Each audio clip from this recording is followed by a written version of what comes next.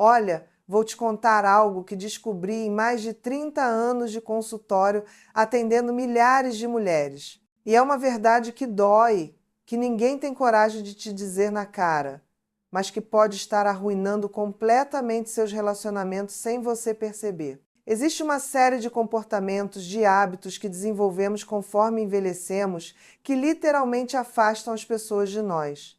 E o pior, você provavelmente nem se dá conta de que está fazendo isso. Se você ficar comigo até o final deste vídeo, vou te revelar os 14 hábitos mais insuportáveis que pessoas maduras desenvolvem e que fazem todo mundo ao seu redor querer fugir. Mas não vou apenas apontar os problemas. Vou te dar ferramentas neurológicas, psiquiátricas, práticas, baseadas em ciência e em décadas de experiência clínica, para você reverter isso e finalmente entender por que as pessoas andam evitando você. Mas antes de começar, me faz um favor. Se inscreve no canal agora, ativa esse sininho, porque o que eu vou compartilhar aqui não é papo furado de coach motivacional. É neurociência aplicada, é psiquiatria clínica, é experiência real de consultório. E me conta aqui embaixo nos comentários, você já percebeu que depois de uma certa idade as pessoas começaram a te tratar diferente? Que os convites diminuíram? Que seus filhos parecem sempre ocupados demais? Comenta aí porque isso vai ser fundamental para o que vem pela frente. Eu leio todos os comentários e respondo sempre que posso. Eu sou Ana Beatriz Barbosa, psiquiatra, e nos últimos 30 anos passei incontáveis horas ouvindo mulheres maduras, inteligentes, bem-intencionadas, que não conseguem entender por que estão cada vez mais sozinhas. Por que a família não visita mais? Por que as amigas sumiram? Por que cada vez menos gente quer estar na companhia delas? E sabe qual a parte mais triste? Na maioria das vezes elas genuinamente não fazem ideia do que estão fazendo de errado. Porque ninguém, absolutamente ninguém, tem coragem de sentar ao lado delas e dizer a verdade. Então hoje eu vou fazer o que faço de melhor. Vou te dar a verdade crua, sem açúcar, sem papas na língua, exatamente como faço no consultório quando uma paciente precisa acordar para a vida. E antes que você pense que eu vim aqui para te ofender ou te magoar, deixa eu ser clara. Vim te ajudar. Vim te dar ferramentas reais para você ter relacionamentos melhores, uma vida social mais rica e principalmente para que você não vire aquela pessoa que todo mundo tolera por obrigação, mas que ninguém genuinamente quer por perto. Porque você merece mais do que isso. Você merece conexões verdadeiras. Mas para ter isso, você precisa estar disposta a ouvir verdades duras e fazer mudanças necessárias. Vamos começar pelo primeiro hábito absolutamente insuportável que vejo com frequência alarmante. Você virou um catálogo ambulante de doenças e desgraças. Sabe aquela pessoa que você encontra no supermercado, no elevador, na padaria e você pergunta educadamente como ela está, esperando um simples bem e você? Mas em vez disso, você recebe um relatório médico completo dos últimos 6 meses, incluindo detalhes gráficos sobre funcionamento intestinal, problemas de vesícula, aquela dor no joelho que piora quando vai chover, os efeitos colaterais de cada medicamento e ainda um adendo sobre como a vizinha do quarto andar está com um problema ainda pior. Minha querida, isso tem nome. Você se transformou em uma enciclopédia médica ambulante. E preciso te dizer com todas as letras, isso é insuportável. Deixa eu te explicar exatamente o que acontece neurologicamente quando você faz isso.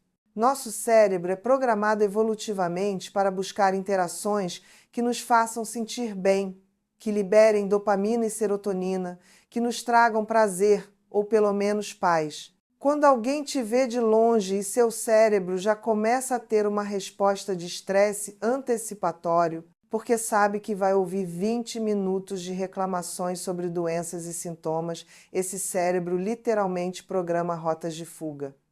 Não é maldade, não é falta de empatia, é pura sobrevivência emocional. Olha, as pessoas têm seus próprios problemas, suas próprias dores, suas próprias preocupações de saúde. Ninguém, e eu digo ninguém, tem energia emocional infinita para absorver constantemente o sofrimento alheio, especialmente quando esse sofrimento é apresentado em forma de monólogo interminável sem espaço para reciprocidade. Transformar cada encontro casual em uma consulta médica não solicitada é garantir que os próximos encontros simplesmente não aconteçam. Deixa eu te contar sobre a Marília. Nome fictício, obviamente, mas história absolutamente real. Marília chegou no meu consultório aos 62 anos, completamente desnorteada porque as amigas do grupo de caminhada matinal tinham começado a mudar o horário sem avisar ela. Quando começamos a investigar o que estava acontecendo, descobrimos um padrão devastador. Marília tinha transformado os encontros de caminhada, que deveriam ser momentos leves de exercício e socialização, em verdadeiras sessões de queixas médicas prolongadas. Enquanto as outras mulheres queriam conversar sobre os netos, sobre aquele filme novo que tinham assistido, sobre planos de viagem, sobre um livro interessante, Marília consistentemente desviava qualquer assunto para suas dores, seus exames, suas consultas, seus diagnósticos. Cada sintoma era descrito em detalhes gráficos. Cada visita ao médico era relatada minuto a minuto. Cada medicamento novo vinha com uma dissertação sobre efeitos colaterais possíveis. O resultado? Exclusão social disfarçada de esquecemos de te avisar sobre o novo horário. E olha, quando confrontei Marília com isso, a primeira reação dela foi defensiva. Mas, doutora, são minhas amigas. Elas deveriam se importar com o que estou passando. Eu me importo quando elas têm problemas. E tive que ser direta. Marília, você não se importa com os problemas delas. Você mal deixa elas falarem. Toda vez que alguém menciona algo, você imediatamente sequestra a conversa para os seus próprios problemas, que na sua narrativa sempre são piores, mais graves, mais complicados. Trabalhamos durante meses para que ela entendesse uma distinção fundamental.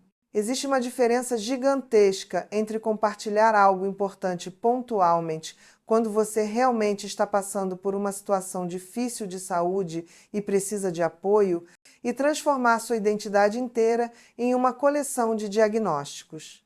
Quando cada conversa, cada interação, cada minuto junto gira exclusivamente em torno de suas enfermidades, você deixa de ser uma pessoa multidimensional e interessante. Você passa a ser apenas aquela que está sempre doente. E aqui vai uma verdade que precisa ser dita. Muitas vezes essa fixação obsessiva em doenças tem muito menos a ver com as doenças em si, muito mais a ver com uma necessidade desesperada e não reconhecida de atenção. Você descobriu, provavelmente sem nem perceber conscientemente, que quando fala sobre saúde, as pessoas param para ouvir, demonstram preocupação, fazem perguntas, te dão atenção.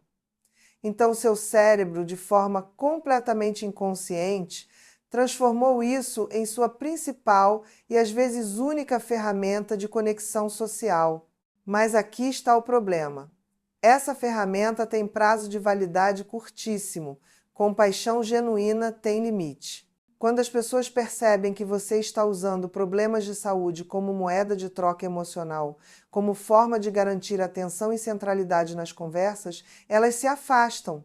Não por crueldade, não por falta de coração, mas por pura autopreservação emocional. Tem um estudo fascinante da Universidade de Michigan que acompanhou mais de 2.000 pessoas por 15 anos e descobriu algo revelador. Pessoas que falam excessivamente sobre suas próprias doenças e problemas de saúde em contextos sociais casuais têm índices significativamente mais altos de isolamento social após os 60 anos. Por quê? Porque seres humanos naturalmente gravitam em direção a interações que equilibrem suporte emocional genuíno com momentos de leveza, de alegria, de troca recíproca real. Quando você só oferece peso, só oferece preocupação, só oferece demandas emocionais, sem dar espaço para reciprocidade, as pessoas se esgotam. É como tentar manter uma amizade onde você só saca da conta bancária emocional e nunca deposita nada. Eventualmente a conta fica no vermelho e o banco fecha. Então deixa eu te dar uma ferramenta prática e concreta que funcionou maravilhosamente com a Marília e com dezenas de outras pacientes. A regra do terço equilibrado. Em qualquer interação social, você dedica no máximo um terço do tempo falando sobre eventuais problemas seus, sejam de saúde ou outros. Um terço genuinamente ouvindo e fazendo perguntas sobre a vida da outra pessoa, demonstrando interesse real. E um terço conversando sobre coisas neutras ou positivas, coisas que estão acontecendo no mundo, cultura, experiências, memórias boas. Parece mecânico demais. Artificial? No começo pode parecer sim, mas com o tempo, conforme você pratica conscientemente, isso se torna natural. Seu cérebro cria novos caminhos neurais. Você literalmente retreina suas redes de conversação. E sabe o que acontece? As pessoas começam a procurar sua companhia de novo, porque você deixou de ser aquela fonte inesgotável de más notícias e se tornou uma pessoa equilibrada, interessante, com quem é agradável estar. Marília, depois de 4 meses de trabalho consistente, aprendeu a responder: "Estou bem, obrigada. E você?" Quando perguntavam como estava, mesmo que o joelho estivesse doendo naquele dia. Aprendeu a fazer perguntas genuínas sobre a vida das amigas antes de falar qualquer coisa sobre si mesma. Aprendeu a compartilhar também coisas boas que estavam acontecendo, um livro interessante que tinha lido, uma receita nova que tinha experimentado, uma série que estava assistindo. Em 6 meses, não só ela voltou a ser incluída no grupo de caminhada, como as amigas começaram a procurar ela ativamente para outros programas, almoços, cinema, até uma viagem de fim de semana. Por quê? Porque ela tinha voltado a ser uma pessoa interessante e agradável de se ter por perto. Alguém com dimensões múltiplas para além de suas limitações físicas. Agora vamos para o segundo hábito absolutamente insuportável. E esse aqui é particularmente comum e particularmente destrutivo para relacionamentos. Você se tornou uma máquina de nostalgia tóxica, que vive no passado como se ele fosse um país infinitamente melhor do que o presente. Ah, no meu tempo as coisas eram diferentes. Ah, antigamente as pessoas tinham mais respeito. Ah, quando eu era jovem a música era melhor, os valores eram melhores, as pessoas eram melhores, tudo era melhor. Minha querida, quando você faz isso constantemente, quando você transforma cada conversa em uma comparação onde o passado sempre ganha e o presente sempre perde, você está mandando uma mensagem muito clara para todos ao seu redor. Tudo que vocês vivem hoje é inferior. Suas experiências não têm valor. Sua época é uma versão degradada e pobre da minha época gloriosa. Como você acha que isso faz as pessoas se sentirem perto de você? Deixa eu te explicar a neurociência por trás desse comportamento. Existe um viés cognitivo muito bem documentado chamado viés de negatividade do presente, combinado com o efeito de reminiscência. Nosso cérebro, conforme envelhecemos, tende a editar memórias antigas, mantendo principalmente os aspectos positivos e descartando ou minimizando os negativos. É um mecanismo de proteção psicológica. Você lembra das festas incríveis da juventude, mas não lembra das angústias, das inseguranças, dos problemas financeiros, das preocupações daquela época. Mas o problema é quando você verbaliza isso constantemente.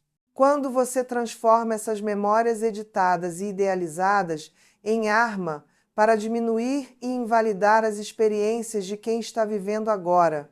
Seus filhos, seus netos, seus amigos mais jovens ouvem de você repetidamente que o mundo deles é inferior, que eles não sabem de nada, que perderam algo precioso e irrecuperável.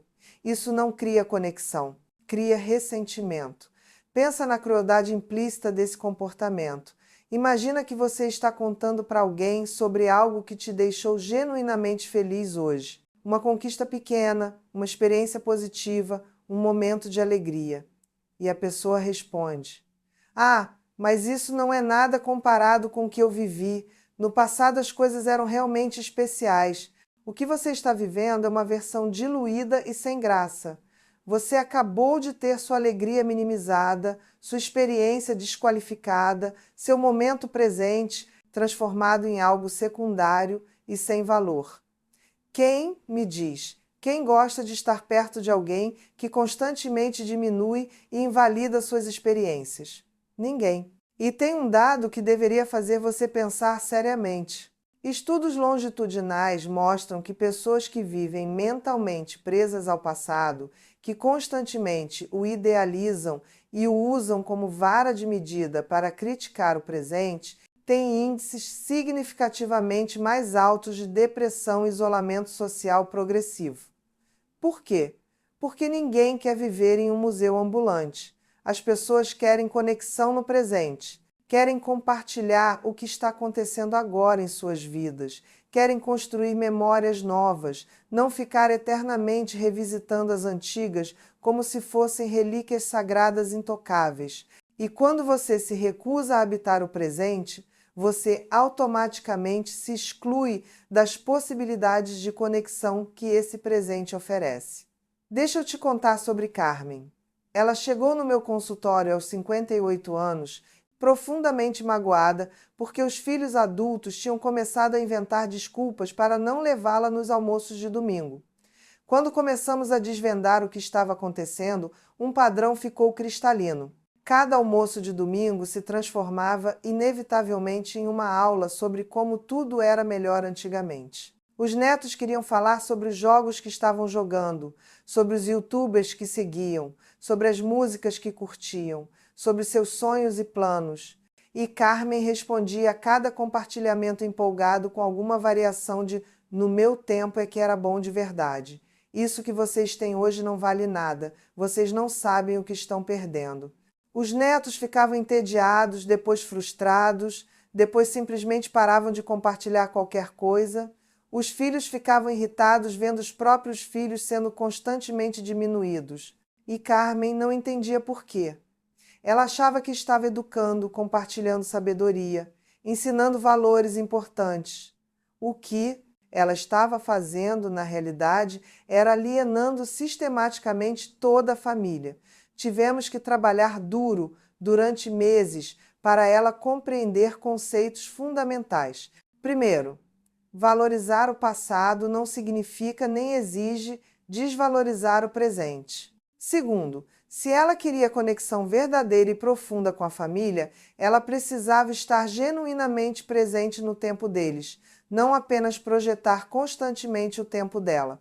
A solução que construímos juntas foi simples em teoria, mas extremamente desafiadora na prática. Carmen tinha que aprender a fazer perguntas genuínas sobre o presente deles. Me explica esse jogo que você está jogando. O que você gosta nesse cantor? Como funciona esse aplicativo? Por que isso é importante para você? Perguntas que demonstravam curiosidade real, interesse verdadeiro, validação das experiências presentes deles. No começo era profundamente desconfortável para ela. Ela se sentia deslocada, fora do lugar, quase como se estivesse traindo suas próprias memórias ao demonstrar interesse pelo presente. Mas com o tempo, conforme ela insistia no exercício, algo absolutamente maravilhoso começou a acontecer. Os netos, sentindo pela primeira vez que a avó estava genuinamente interessada no mundo deles, começaram a se abrir mais, a compartilhar mais, a buscar mais a companhia dela. E então, de forma natural e orgânica, eles começaram a fazer o mesmo com ela. Começaram a perguntar sobre o passado dela, mas não como tema de comparação destrutiva, e sim como curiosidade genuína sobre a história da família, sobre como era o mundo quando ela era jovem. A diferença é sutil, mas profundamente importante. Antes, o passado era usado como arma para diminuir o presente. Agora, o passado era compartilhado como história interessante que enriquecia a compreensão do presente. Os almoços de domingo voltaram a acontecer. Mas mais do que isso, se tornaram momentos que todo mundo genuinamente esperava, ao invés de obrigações que todos temiam, porque Carmen tinha deixado de ser a guardiã amargurada do passado glorioso e se tornado uma ponte viva entre gerações. Alguém que podia valorizar tanto as experiências passadas quanto as presentes, sem colocá-las em competição destrutiva. E tem uma frase que eu uso muito no consultório e que é fundamental você entender. Nostalgia é uma droga socialmente aceitável, mas continua sendo uma droga que te desconecta da realidade presente. Você pode se viciar nela, pode usá-la como escape de um presente que te assusta, que você não entende, que te faz sentir deslocada e irrelevante. Mas o preço dessa droga é altíssimo. Solidão crescente, perda de relevância real, desconexão profunda das pessoas que estão vivas e presentes na sua vida agora. Isso não significa que você não possa compartilhar histórias e memórias do passado. Claro que pode e deve. Memórias são importantes, história pessoal é preciosa. Mas percebe a diferença entre compartilhar uma história interessante que acrescenta algo à conversa presente versus usar o passado constantemente como vara de medida para julgar e diminuir o presente? Uma enriquece a conversa, a outra a empobrece. Uma aproxima, a outra afasta. Uma demonstra sabedoria genuína, a outra demonstra amargura e recusa de crescer. Vamos agora para o terceiro hábito insuportável. E esse aqui me deixa particularmente irritada, porque vejo com frequência alarmante. Você desenvolveu uma necessidade quase patológica de controlar absolutamente tudo ao seu redor. As vidas alheias se tornaram seus projetos pessoais. Você quer decidir como os outros devem criar os filhos, como devem decorar a casa, que roupa devem vestir, que carreira devem seguir, com quem devem se relacionar, o que devem comer, como devem gastar o dinheiro. Você se tornou a grande maestrina não solicitada da vida alheia. E aqui vai a verdade que ninguém ousa te dizer na cara.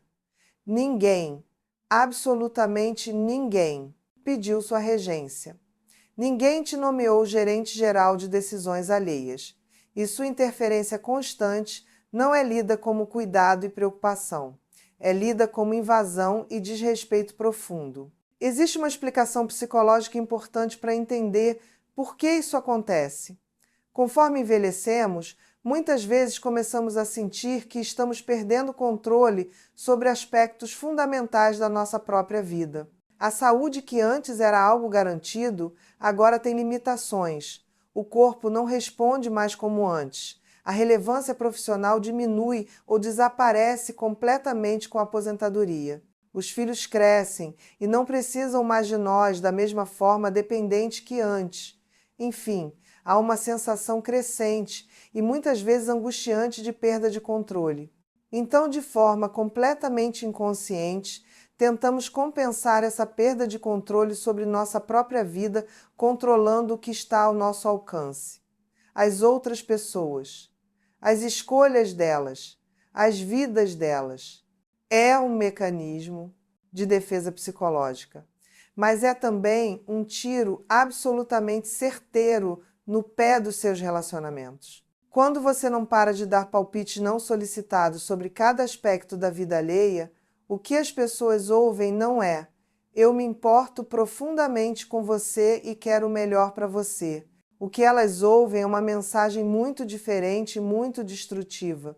Você não é capaz de tomar suas próprias decisões. Você não sabe viver adequadamente sem minha supervisão constante. Você precisa de mim para corrigir cada aspecto da sua vida porque claramente não consegue fazer isso sozinha. Isso é profundamente sufocante, invasivo e francamente arrogante.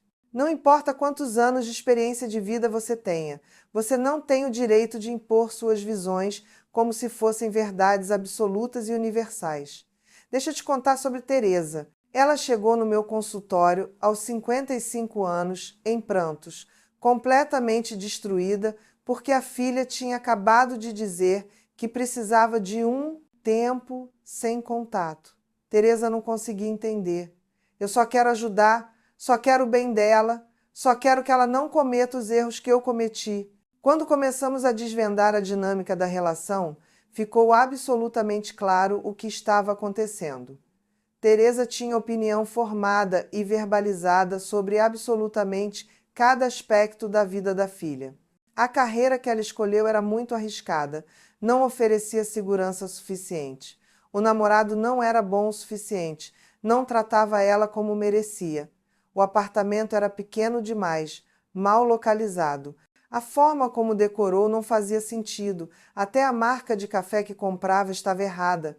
E Teresa não fazia esses comentários uma vez ou outra, era constante, era incansável, era diário. Cada conversa, cada visita, cada telefonema, inevitavelmente se transformava em uma lista de tudo que a filha estava fazendo errado e deveria mudar. Teresa genuinamente acreditava que estava sendo uma mãe presente, envolvida, cuidadosa. O que ela estava sendo, na realidade, era uma força sufocante e controladora que não permitia à filha adulta existir como ser humano autônomo e capaz. Cada crítica, cada palpite não solicitado, cada correção enviava uma mensagem subliminar, mas poderosíssima. Você não sabe viver sem minha aprovação e direcionamento constantes. Você é incapaz de tomar boas decisões sozinha. Eu sei melhor que você o que é melhor para você. E, eventualmente, a filha chegou num ponto de saturação total, onde a única forma de respirar era cortar o contato. Trabalhamos intensivamente durante meses para Teresa entender conceitos fundamentais que ela resistia com todas as forças a aceitar. Primeiro, a filha dela não era uma extensão dela. Era um ser humano completo, separado, com direito a fazer suas próprias escolhas, inclusive escolhas que Teresa considerava erradas.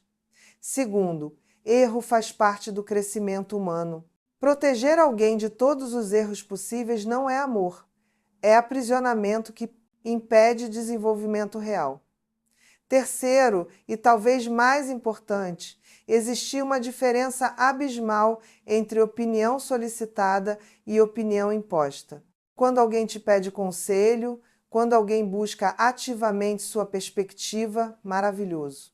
Compartilhe generosamente sua sabedoria, sua experiência, sua visão de mundo. Mas quando ninguém pediu e você empurra sua opinião goela abaixo de qualquer jeito, você não está ajudando, você está invadindo. E invasão, não importa quão bem intencionada, gera resistência, ressentimento e eventualmente afastamento total. A solução que construímos para Teresa foi aprender uma frase que inicialmente lhe pareceu impossível. Não é da minha conta. Parece simples quando você lê assim, mas para alguém que passou décadas inteiras achando que tudo relacionado à filha era absolutamente da sua conta, foi uma revolução mental profunda. Toda vez que Teresa sentia aquela urgência familiar de dar um palpite, de corrigir, de indicar o caminho certo, ela tinha que mentalmente, antes de abrir a boca, perguntar-se: alguém pediu minha opinião sobre isso?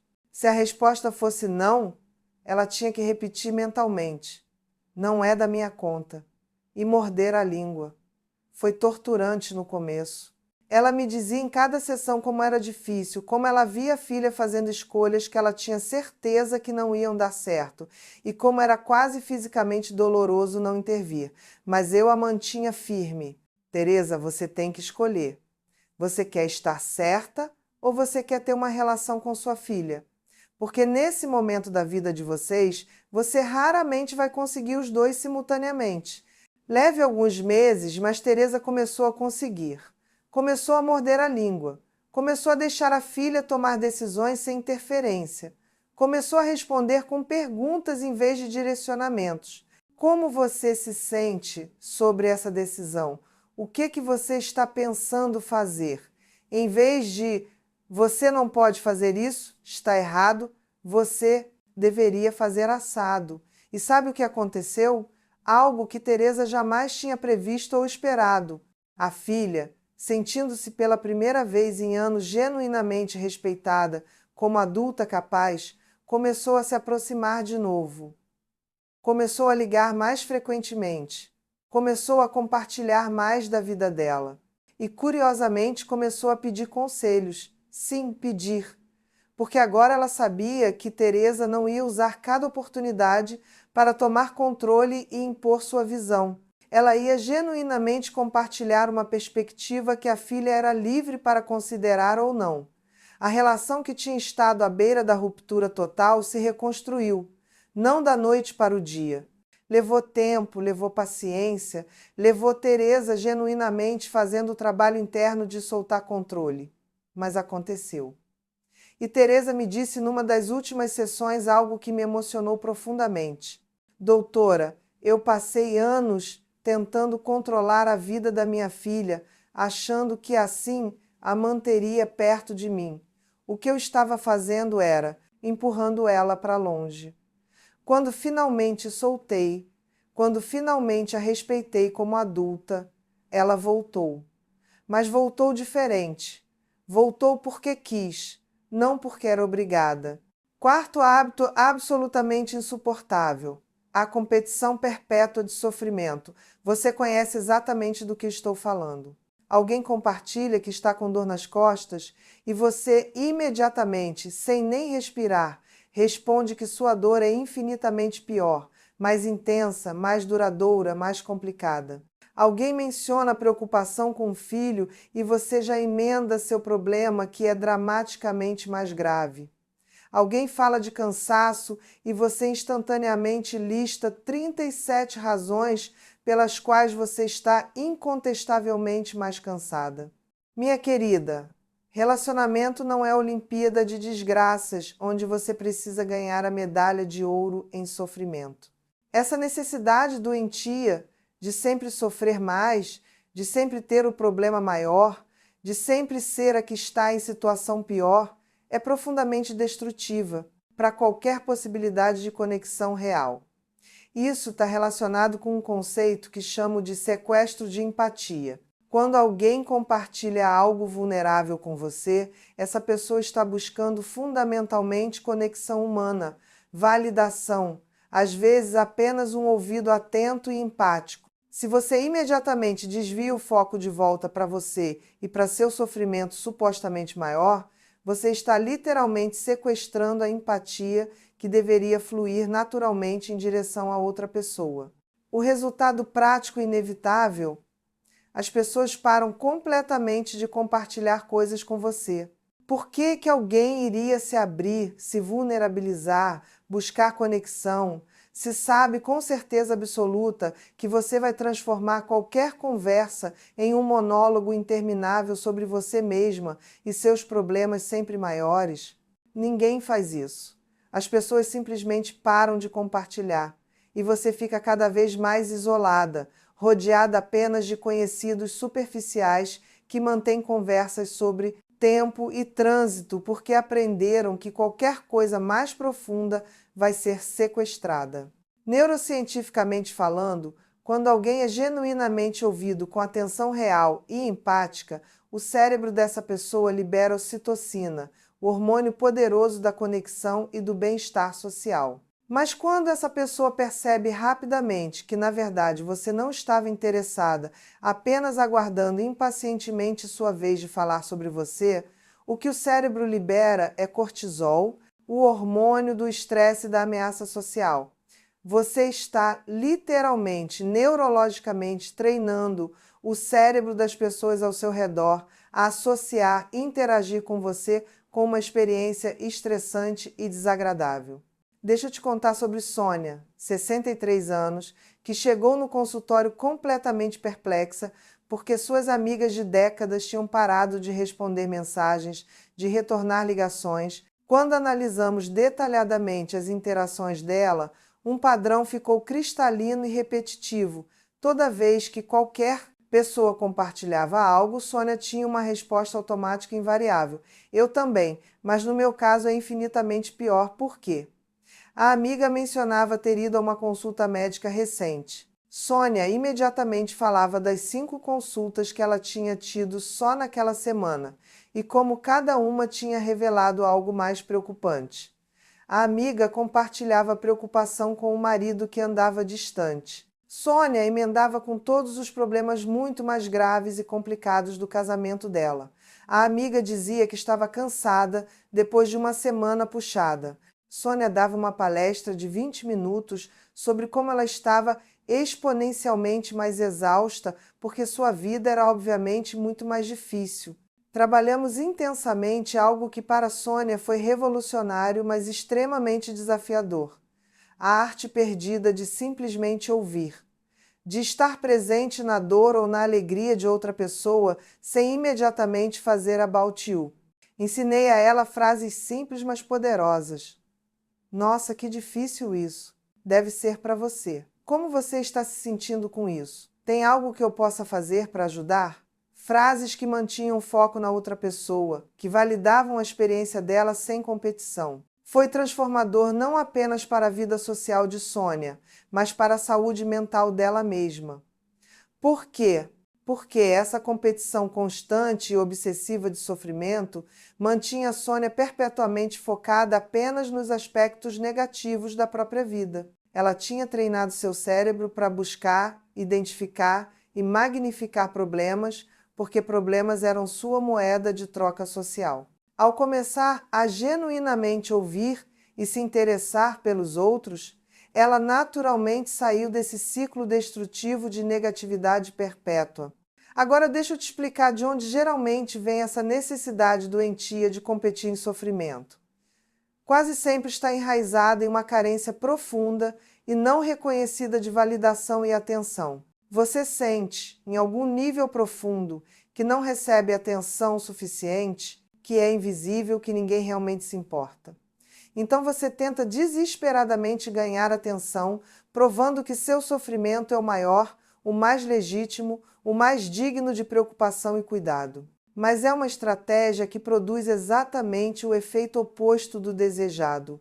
Em vez de atrair mais atenção e cuidado, afasta as pessoas que ficam exaustas com essa competição sem fim.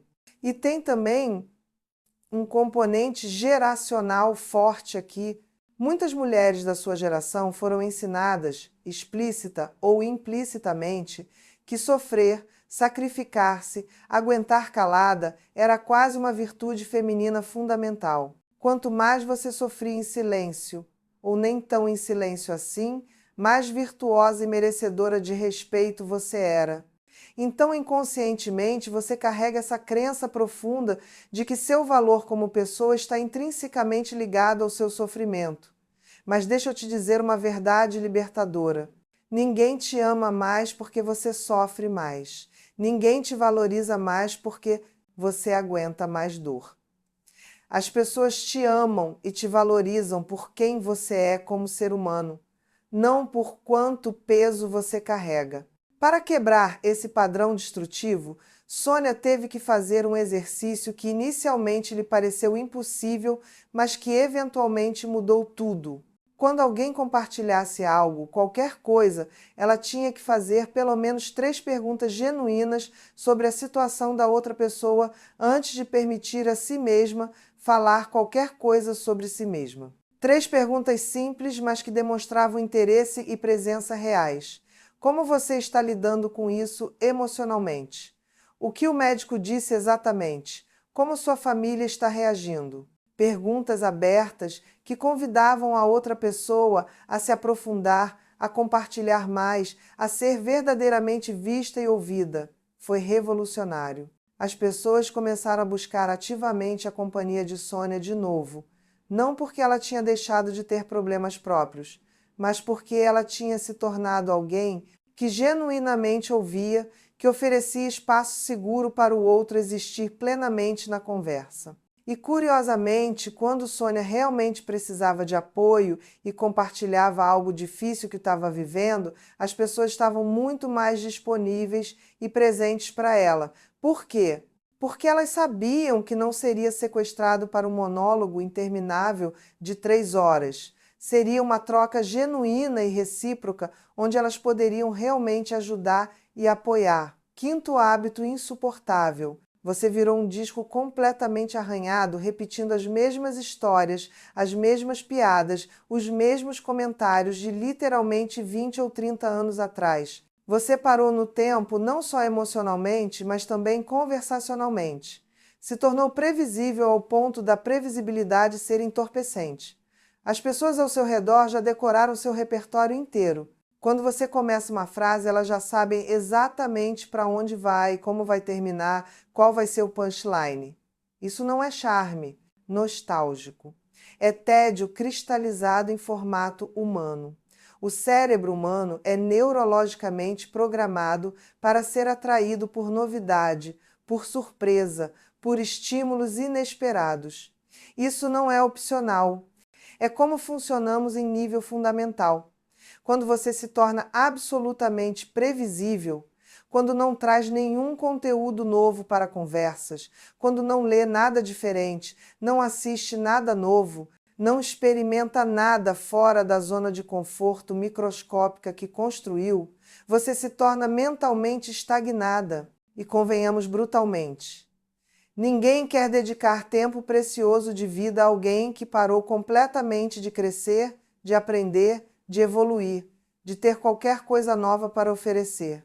Deixa eu te contar sobre Flávia, 57 anos, que veio ao consultório profundamente magoada porque se sentia completamente invisível nos encontros com amigas. Ela participava, ela falava, mas tinha a percepção dolorosa e acurada de que ninguém estava realmente engajado, ninguém prestava atenção genuína.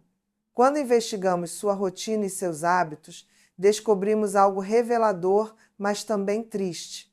Flávia não tinha lido um livro novo em mais de 5 anos. Assistia exclusivamente reprises de novelas antigas que já tinha visto múltiplas vezes. Não tinha hobbies, não experimentava nada diferente, não tinha curiosidade sobre nada novo. Ela esperava passivamente que as pessoas a procurassem, a incluíssem, prestassem atenção nela, mas não oferecia absolutamente nada novo em troca. Era como esperar que alguém visite entusiasticamente um museu onde as exposições nunca mudam. Construímos juntas o que chamamos carinhosamente de plano de renovação mental. Um livro por mês. Não importava qual gênero, mas tinha que ser algo que ela nunca teria escolhido naturalmente. Um filme ou série por semana que fosse fora da zona de conforto dela. Ela deveria pedir sugestões às amigas, aos filhos, aos netos. E o mais importante, inscrever-se em uma aula ou curso de algo completamente novo, algo que sempre teve curiosidade, mas nunca tentou. Flávia escolheu jardinagem urbana. Tinha sempre tido interesse vago, mas nunca tinha realmente investido tempo ou energia nisso. Em apenas 3 meses, a transformação era visivelmente dramática. Flávia não era mais invisível nas reuniões sociais porque tinha genuinamente coisas novas e interessantes para compartilhar. Falava com entusiasmo real sobre os livros que estava descobrindo, pedia recomendações sobre séries e depois criava conversas ricas sobre elas, compartilhava suas aventuras e descobertas com as plantas que estava cultivando. As pessoas subitamente queriam conversar com ela porque ela tinha conteúdo fresco, perspectivas novas, estava intelectualmente viva. E tem uma dimensão crucial aqui que vai além do social. Quando você para completamente de aprender coisas novas, você acelera dramaticamente o envelhecimento cognitivo. Estudos neurocientíficos são absolutamente claros nisso. Pessoas que mantêm curiosidade intelectual ativa, que continuam aprendendo coisas novas regularmente, têm taxas significativamente menores de declínio cognitivo e demência. Então isso não é sobre parecer moderna ou estar em dia. É literalmente sobre manter seu cérebro saudável e funcionando bem. Aprender coisas novas cria novas conexões neurais, mantém a plasticidade cerebral ativa, protege contra a degeneração. Quando você se fecha numa bolha de conteúdo repetitivo e familiar, está escolhendo ativamente a atrofia mental. Mas deixa eu te alertar sobre uma armadilha comum. Algumas pessoas interpretam aprender coisas novas como ficar obsessivamente fixada em uma única coisa nova e passar a falar exclusivamente e exaustivamente apenas sobre aquilo. Isso seria simplesmente trocar um problema por outro. A ideia é diversificar genuinamente, ter múltiplos interesses, manter a mente aberta e curiosa sobre várias áreas diferentes da vida e da experiência humana. Sexto, hábito profundamente insuportável, e esse aqui dói particularmente. A amargura que se instala gradualmente no rosto, na voz, nas palavras, na energia de algumas pessoas maduras. Aquele tom perpétuo, incansável de reclamação. Aquela expressão facial de quem está constantemente chupando limões azedos. Aquela incapacidade aparentemente total de ver qualquer coisa remotamente positiva em qualquer aspecto da vida. Tudo, absolutamente tudo, é motivo automático de crítica, de reclamação, de negatividade. O governo, a juventude, os preços, o clima, os vizinhos, a comida, o trânsito, a tecnologia, as pessoas, a saúde pública, o sistema, o mundo, a vida, tudo vira combustível para mais e mais negatividade destilada. Você acha que as pessoas não percebem isso? Percebem intensamente e fogem como o diabo foge da cruz.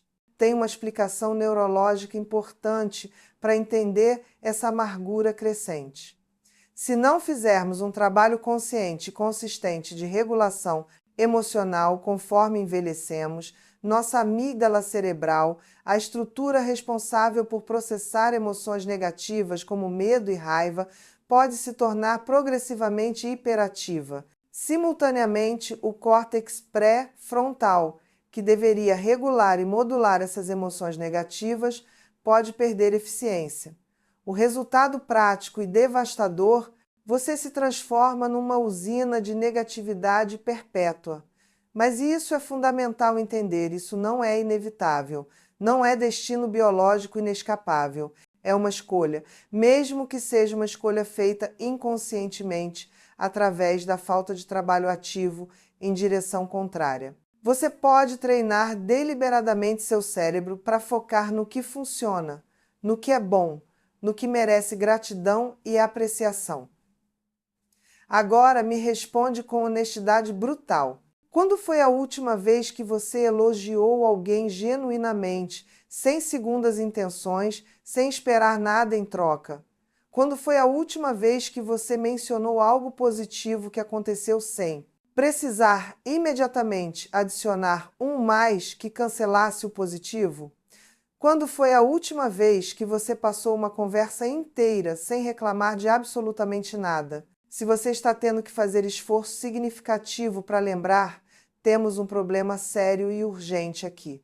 Vou te dizer uma verdade básica e fundamental da interação humana. As pessoas gravitam naturalmente em torno de quem as faz sentir melhor, não pior. Se cada encontro com você deixa as pessoas emocionalmente drenadas, mentalmente exaustas e espiritualmente desanimadas, por que razão elas voltariam para mais? Não voltam. É simples assim. Não é conspiração contra você. Não é ingratidão. Não é falta de consideração ou empatia. É pura e necessária autopreservação emocional. E agora vou te dar o exemplo da Lúcia para ilustrar perfeitamente isso.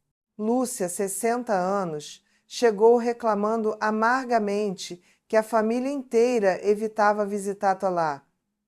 Propus um exercício difícil, mas absolutamente necessário. Ela deveria gravar discretamente suas próprias conversas durante uma semana inteira para que pudéssemos analisar juntas. Foi um exercício doloroso, mas transformador. Quando ouvimos as gravações juntas na sessão seguinte, Lúcia ficou genuinamente chocada e até envergonhada. 90%, isso mesmo, 90% do que saía da boca dela era negativo. Reclamação após reclamação, crítica após crítica, preocupação catastrófica após preocupação catastrófica, nenhum comentário positivo genuíno, nenhum momento de alegria real, nenhuma expressão de gratidão. Ela tinha se tornado uma fonte constante e inesgotável de energia negativa. E olha, isso não era consciente. Lúcia não acordava pensando: hoje vou ser negativa e amarga. Mas havia criado ao longo de anos um hábito mental profundamente enraizado de focar exclusivamente no que estava errado, no que poderia dar errado, no que era injusto, no que era insuficiente. E esse hábito tinha se tornado sua personalidade padrão. Trabalho que chamei meio brincalhão de dieta rigorosa de positividade. Não estou falando de virar aquelas pessoas irritantes que fingem de forma falsa que absolutamente tudo é sempre maravilhoso. E isso seria igualmente insano. Estou falando de equilíbrio real. Para cada coisa negativa que Lúcia sentisse necessidade de comentar, ela tinha que encontrar e verbalizar duas coisas positivas, uma proporção consciente de 2:1. Parecia completamente artificial e forçado nas primeiras semanas, sim. Mas sabe o que aconteceu neurologicamente conforme ela mantinha a prática? O cérebro dela começou gradualmente a buscar automaticamente o positivo. Não porque ela estava forçando de forma falsa, mas porque estava literalmente retreinando e reconectando suas redes neurais de atenção e interpretação. Em 2 meses consistentes de prática, a transformação era visivelmente dramática. As visitas da família aumentaram significativamente. Não porque Lúcia tinha se tornado uma pessoa sem problemas ou dificuldades, mas porque agora, quando a visitavam, não era mais aquela experiência psicologicamente desgastante de ser bombardeado incansavelmente com negatividade pura. Havia risos, conversas sobre coisas boas, espaço real para alegria e leveza. 7º hábito absolutamente insuportável. Você está infantilizando as pessoas ao seu redor com preocupação excessiva e sufocante. Existe um tipo específico de comportamento que parece externamente amor e cuidado, mas que na realidade é controle disfarçado. Você não para de perguntar se a pessoa comeu, se está agasalhada adequadamente, se tomou seus remédios, se foi ao médico, se está se cuidando, se não está fazendo nada arriscado ou errado. Parece carinho genuíno à primeira vista. Mas para quem está recebendo essa atenção constante, é uma mensagem clara e repetitiva. Você é completamente incapaz de cuidar de si mesmo. Você precisa de minha supervisão constante. Você não é confiável para gerenciar sua própria vida. Isso é particularmente comum e destrutivo com filhos adultos. Você continua obstinadamente tratando uma pessoa de 40 ou 45 anos como se ainda tivesse 12. Liga 3 ou 4 vezes todo santo dia apenas para verificar se está tudo bem. Manda mensagens a cada 2 horas perguntando se já almoçou. Dá instruções detalhadas sobre como atravessar a rua com segurança. Avisa sobre perigos óbvios que qualquer adulto funcional já conhece perfeitamente. Você genuinamente acredita que está sendo uma mãe presente e carinhosa. O que você está sendo na realidade é invasiva e profundamente desrespeitosa com a autonomia adulta do outro. Tem um conceito crucial aqui chamado respeito à autonomia adulta. Mesmo que você tenha parido, amamentado, criado, ensinado a andar e falar, você precisa reconhecer e aceitar que aquela pessoa cresceu completamente. Ela agora é responsável por si mesma. Sua função mudou drasticamente. Você não é mais a provedora de cuidados básicos de sobrevivência. Você é uma presença de apoio disponível quando genuinamente solicitada. Quando você teimosamente se recusa a respeitar e aceitar essa transição natural e necessária, você não cria conexão amorosa. Você cria ressentimento crescente e, eventualmente, afastamento defensivo. E isso vale também para netos, sobrinhos, amigos mais jovens. Seu cuidado excessivo e obsessivo não é lido como amor, demonstração de carinho, de interesse. É lido como falta de confiança na capacidade do outro de existir funcionalmente no mundo. Deixa eu te contar sobre Vera, 59 anos, que chegou arrasada porque o filho adulto de 35 anos tinha começado a evitá-la sistematicamente. Quando investigamos profundamente, descobrimos que Vera mandava em média absurdas 15 mensagens por dia. 15, perguntando onde ele estava, o que estava fazendo, se tinha comido, lembrando de centenas de coisas que ele, como adulto de 35 anos, já sabia perfeitamente. Vera genuinamente achava que estava sendo uma mãe amorosa e presente. Ele se sentia completamente sufocado, controlado, infantilizado. Tivemos que trabalhar um processo doloroso que chamei de desmame emocional necessário. Vera tinha que reduzir drasticamente o contato não solicitado. Uma mensagem por dia, no máximo. E essa mensagem não podia ser sobre cuidados básicos de sobrevivência. Tinha que ser algo que respeitasse genuinamente a vida adulta dele. Em vez de já almoçou, você precisa comer direito, experimentar. Pensei em você hoje e te mandei boas energias. Em vez de não esqueça o casaco, está frio, simplesmente nada. Confiar que um homem de 35 anos sabe como se vestir adequadamente para o clima. Foi extremamente difícil, porque Vera tinha construído sua identidade inteira em torno de ser a mãe cuidadora. Quando teve que soltar forçosamente, sentiu-se perdida e sem propósito. E essa é uma pergunta existencial profunda que muitas de vocês precisam confrontar honestamente. Quem você é além da função de cuidadora? Porque seus filhos cresceram. Eles não precisam mais daquele cuidado intensivo e constante. Se você não desenvolveu outras dimensões da sua identidade, vai se sentir vazia e vai tentar desesperadamente segurar eles num lugar que eles já superaram há décadas. Oitavo hábito insuportável: a teimosia disfarçada de sabedoria acumulada. Aquela postura arrogante de eu sei mais porque vivi mais. Aquela recusa obstinada de ouvir opiniões diferentes. Aquela certeza absoluta de que seu jeito é o único jeito certo de fazer as coisas. Aquela rigidez mental que não aceita nem considera que talvez, apenas talvez, você possa estar equivocada sobre algumas coisas. Isso não é sabedoria, minha querida, é ignorância arrogante cristalizada. Vou ser extremamente clara. Idade cronológica não é sinônimo automático de sabedoria. Idade é sinônimo de idade, ponto final. Tem gente que vive 70 anos e não aprende absolutamente nada de significativo, apenas repete exatamente os mesmos erros e padrões com mais rugas na cara. Sabedoria verdadeira vem de reflexão genuína, de abertura humilde para aprender constantemente, de capacidade de reconhecer e admitir que você não sabe tudo. E, frequentemente, o mundo contemporâneo mudou tão radicalmente e tão rapidamente que sua experiência de 30 ou 40 anos atrás simplesmente não se aplica mais à realidade presente. Quando você teimosamente se recusa a considerar que pode estar equivocada, quando você não aceita informações novas que contradizem suas crenças antigas e confortáveis, quando você se fecha completamente para perspectivas diferentes, você está ativamente escolhendo estagnação mental. E estagnação mental, inevitavelmente, significa morte social gradual. Nono hábito insuportável: você parou completamente de se cuidar minimamente e espera que as pessoas continuem achando você interessante e querendo sua companhia.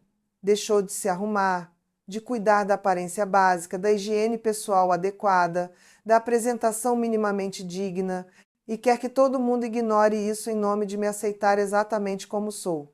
Minha querida, autocuidado básico não é vaidade fútil, é respeito profundo por si mesma e pelos outros ao seu redor. Vou ser absolutamente direta porque isso é importante demais e ninguém mais terá coragem. Quando você para de se cuidar, está mandando uma mensagem poderosíssima para o mundo. Está dizendo: não mereço cuidado, não vale o esforço, desisti de mim mesma. E se você desistiu de você, por que outras pessoas deveriam investir energia emocional em você? Décimo hábito: você virou inconveniente crônica. Aparece na casa das pessoas sem avisar previamente esperando ser recebida de braços abertos. Liga em horários absurdos simplesmente porque você decidiu que quer falar naquele momento específico. Faz exigências constantes do tempo alheio, como se todos estivessem perpetuamente à sua disposição, como se a vida das pessoas girasse naturalmente em torno das suas necessidades e desejos. 11º hábito. Você está tentando comprar afeto das pessoas. Virou uma máquina de dar presentes e favores, achando que isso garante atenção e presença. Isso não é generosidade genuína. É desespero profundo disfarçado de bondade. 12º hábito. Você transformou tudo em drama desproporcional. Qualquer contratempo vira catástrofe apocalíptica. Qualquer desacordo vira ofensa pessoal gravíssima. Qualquer mudança mínima de planos vira o fim do mundo conhecido. 13º hábito. Você é a pessoa que só fala de problemas, mas recusa sistematicamente todas as soluções oferecidas. Isso não é buscar ajuda genuína, é usar problemas como forma de manipulação para garantir atenção perpétua. 14º e último hábito. Você está esperando passivamente que o mundo venha até você em vez de tomar iniciativa. Acha que as pessoas têm obrigação de te procurar, de te incluir, de te fazer companhia. Fique em casa esperando que toquem sua campainha, que seu telefone toque, que te convidem, mas você mesma não move um dedo. Se você chegou até aqui comigo nesta jornada longa e intensa, é porque algo profundo ressoou em você. E está tudo bem se reconhecer nesses comportamentos. Na verdade, o reconhecimento honesto é o primeiro passo fundamental para qualquer mudança real possível. Agora, compartilhe esse vídeo com aquela amiga que precisa ouvir essas verdades. Se inscreve no canal para os próximos conteúdos e me conta nos comentários qual desses hábitos você reconheceu em si mesma. Vamos crescer juntas. Um abraço enorme e até o próximo vídeo.